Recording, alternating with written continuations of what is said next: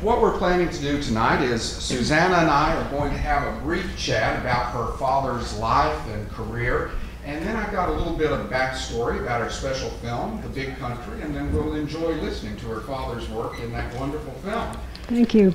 But Susanna, I know your father was born in Brooklyn in Right. 1913. Right. Now, I have read that he was playing the piano by the time he was 5 and was composing by the time he was 8 years old. That's the way I understand it. I've heard the same thing. No, that's true. He started writing music when he was very young. I don't, have any of it. I don't know if it exists, but I'm sure it doesn't. But well, now, were his parents musically gifted? How did this gift present itself? well, actually, his mother and father were not particularly musical, but there seemed to be a lot of musical people, spread throughout the family. So somehow it's in the genes throughout the family, and I can't answer that. It just is. Okay. Are you musical? I love music. I used to play, but I don't play anymore. I'm a good member of the audience. Very good. Well, now, I know most of us in the audience tonight are familiar with the great film composer Bernard Herrmann, who Right. did so many wonderful scores for Alfred Hitchcock and many other people. But Mr. Herrmann also, like your father, wrote classical compositions as well. Now, they met early on, right? Would you tell us a little about that and their work together over the years? Well, they actually didn't work together. They remained steadfast friends throughout their lives. They met when my father was 14 and Benny was a little bit older, and they were in German class. And the way my father told the story in an interview is that he was sitting in the back of the room composing, and Benny was sitting next to him reading a score, and Benny asked him if he likes Mahler. He was reading a Mahler score, and my father said something like, "Mahler stinks."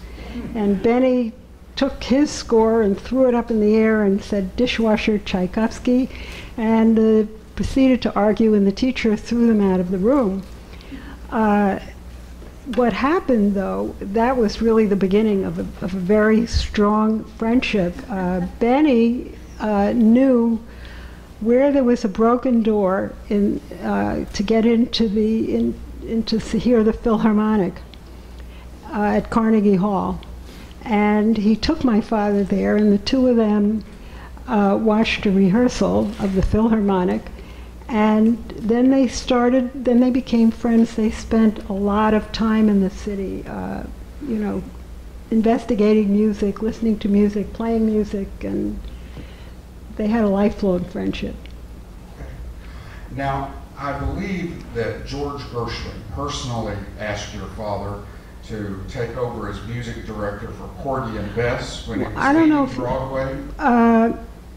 Well, not exactly. Well, tell us how that happened, because he did take over, and I want to talk about his trip west. Well, he went to California in 1937, which was from Chicago, which was a major event in his life. It was the first time he had traveled in the West, and it made a profound impact on him, which actually affected his writing of The Big Country. He told a friend that when it came time to write The Big Country, he remembered that first trip out to the West, and it just almost came automatically, that opening music which you're going to hear.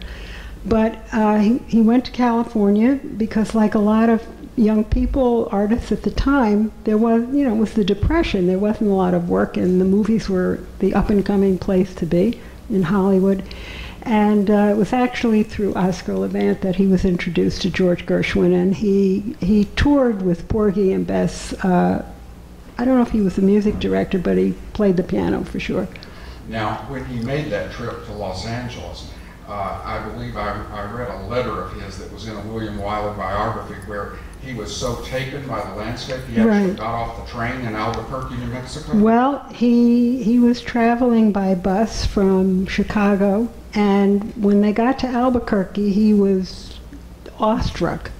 And he spoke about it as if he wasn't a religious person, but as a person who was a religious person might have a religious experience, he was awestruck by the mountains and the plains and the whole effect of the West. It was in 1937, there were only about 35,000 people in Albuquerque, so you know, you could get off and, you know, there was this great expanse.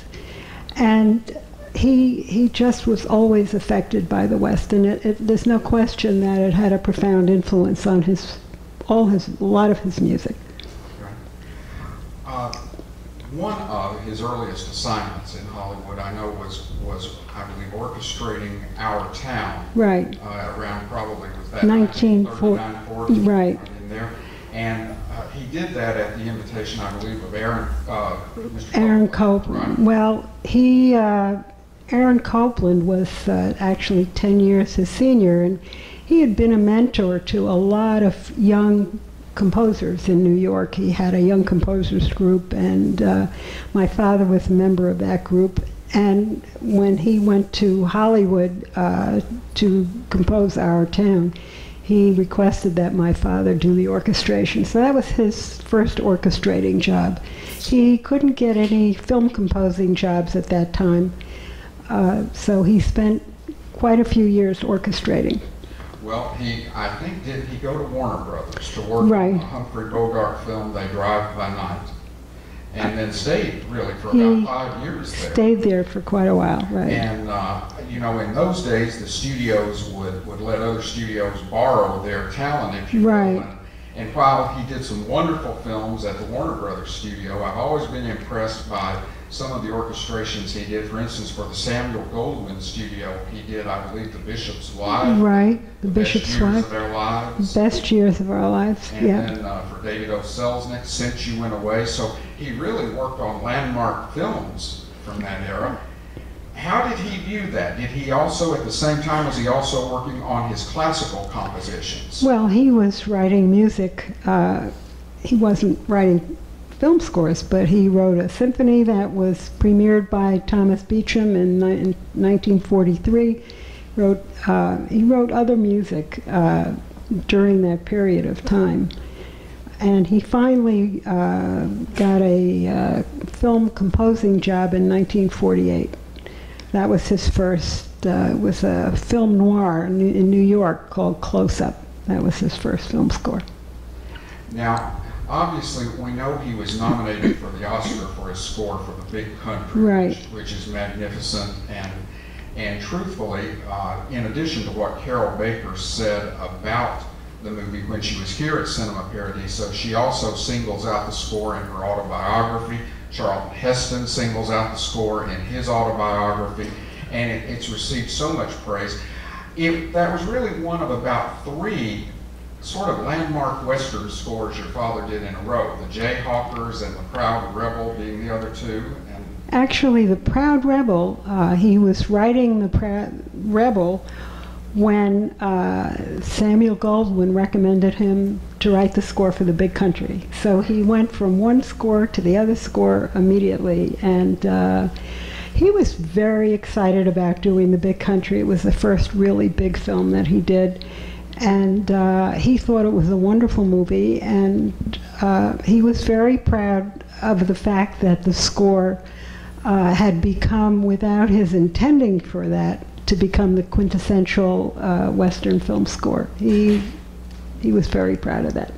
well, and it certainly garnered him a reputation, for years afterward. He Right. worked on really all of the major Western television series at one time or another, an episode of Gunsmoke, How Right. Gun Will Travel, Well, and he wrote the theme for Wagon Train.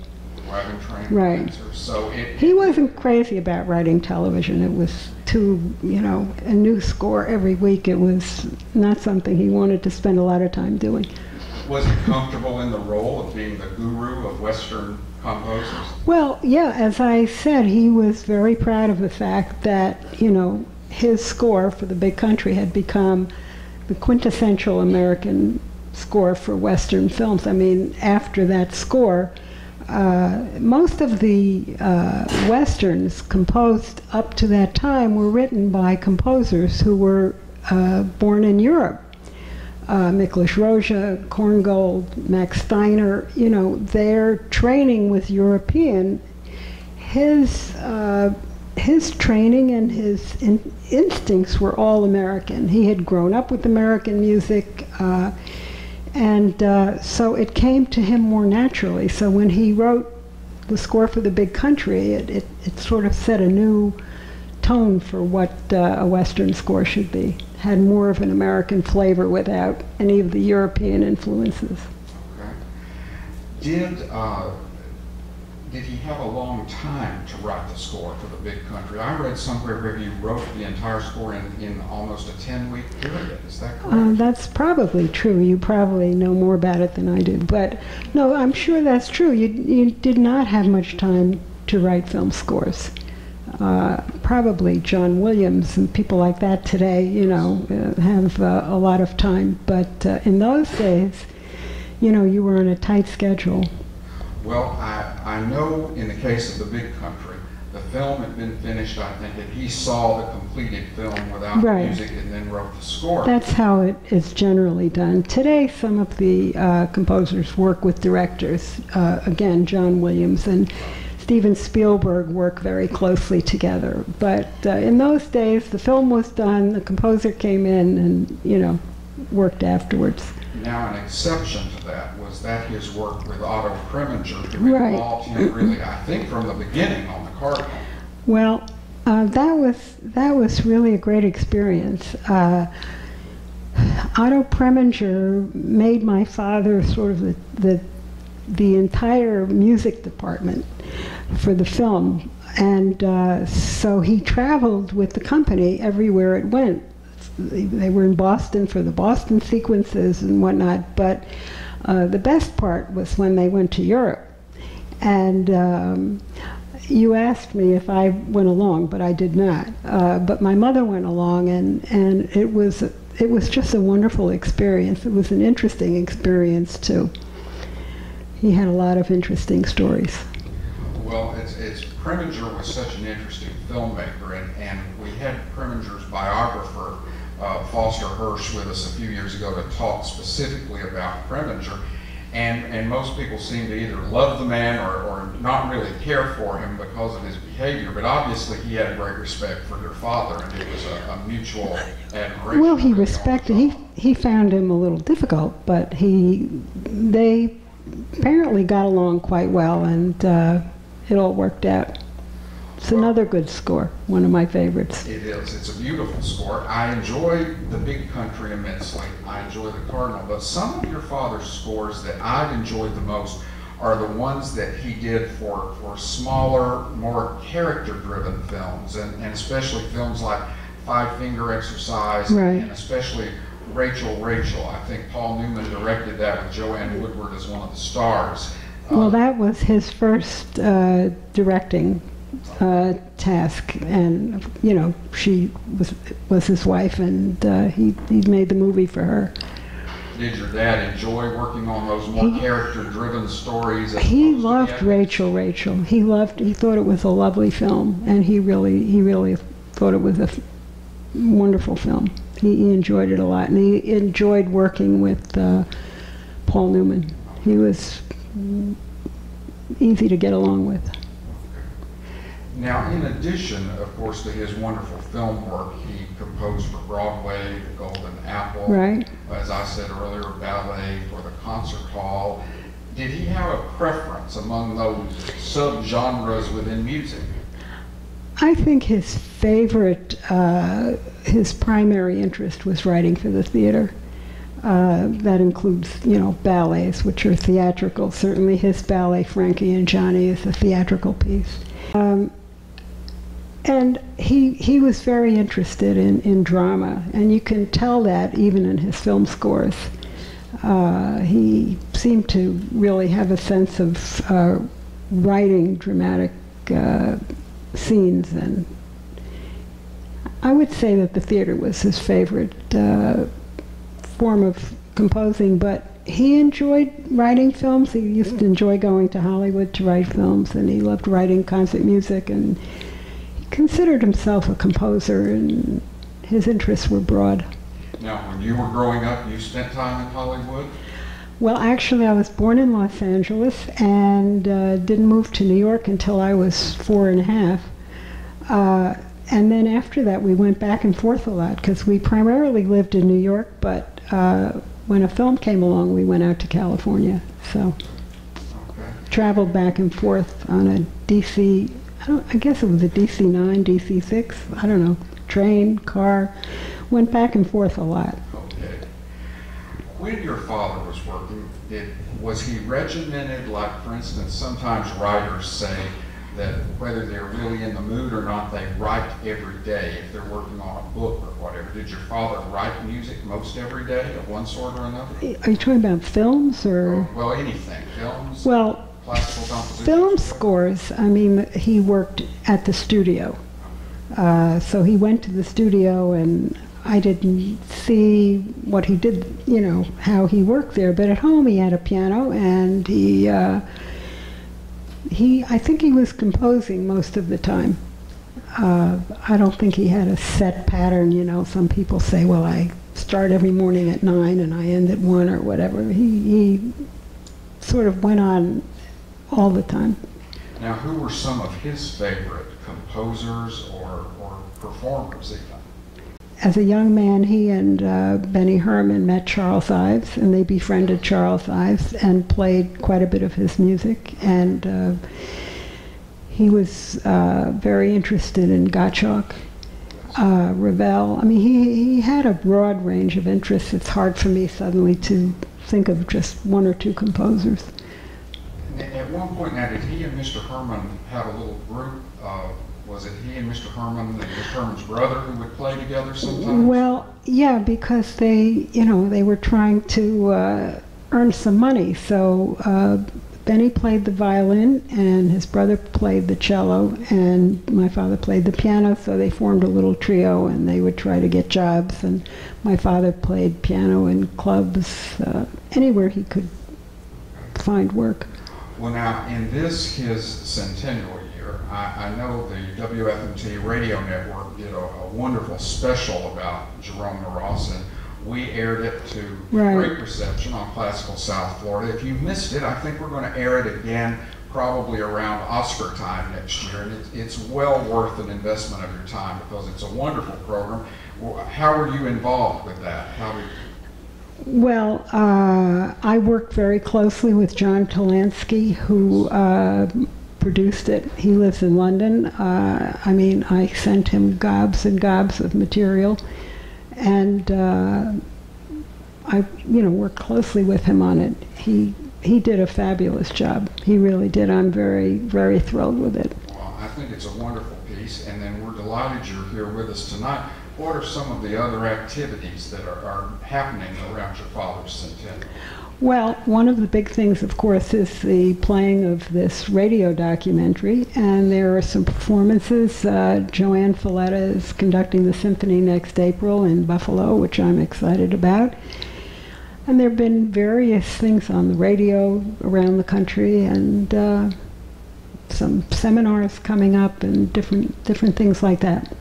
Fantastic.